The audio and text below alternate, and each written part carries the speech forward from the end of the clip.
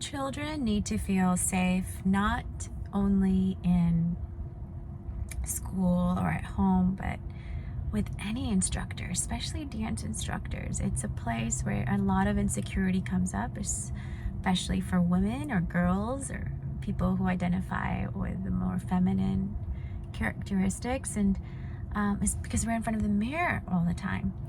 And something that plays a huge effect is this feeling of safety. And now that's not only physical safety, it's also emotional and mental safety. And when do we feel the most insecure or unsafe? It's when we make mistakes. So I wanted to share an example with you of how I even used to teach, and it was a subconscious way of teaching because we are programmed to say things that were said to us, right? So we just repeat it. And so for instance, if a student is constantly messing up the same step over and over and over again, and be like, I've told you this so many times, you're doing it wrong again. If you don't do it, I'm going to take you away. I'm going to take you out of this part of the dance. So what did that student just hear? They heard that they're not dancing good enough. They're being threatened, punished, right? That if they mess up again, they're going to be taken out of the dance, and they're being shamed because this is probably being said in front of their peers who they kind of are, trying to find a sense of belonging with. And most likely next week, boom, they have it. Everything is done. You got the result. But what happened in here? What happened in their brain and their wiring? You just connected neural pathways in their brain so that they're motivated by fear, by scarcity, by punishment, by shame, and by external factors. You won't get the part.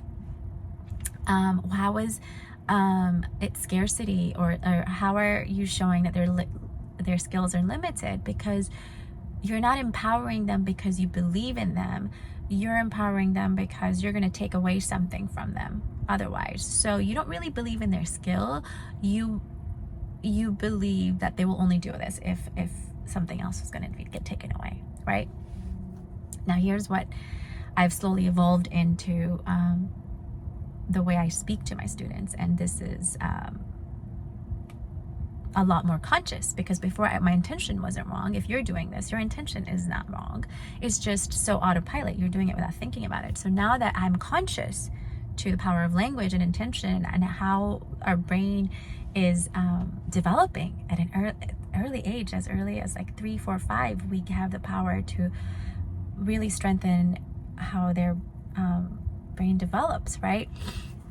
And so another way to say it is, oh, I see that you've gotten used to your left arm doing this step, but it's actually the right arm. So we need to retrain your muscle memory to do it with the correct arm. I trust you to figure this out by next week. And if you need help, let me know. I'm here for you after class. Now, what are the chances that they're going to master it by next week? Probably not that high. Like, they might not master it, but they're going to be working on it. You know why? Because you said, I trust you. And what did that impose on them? You are showing them that you believe in them. You believe in their skill. You believe in their capacity to want to do more, to do better.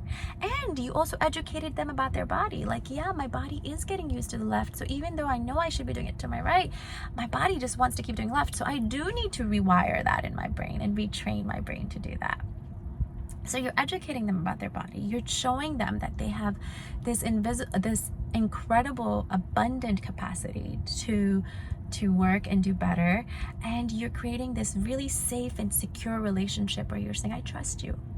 I don't need to shame you. I don't need to punish you. And next week, they most probably will have it. And if they don't, that's when you can have like, hey, remember I told you I needed you to fix this today by this week? And have that conversation in private. Again, safety, security, everything. And if your goal as a teacher is to have the blessing of witnessing your students develop from age 3 to age 18, these kind of moments are everything.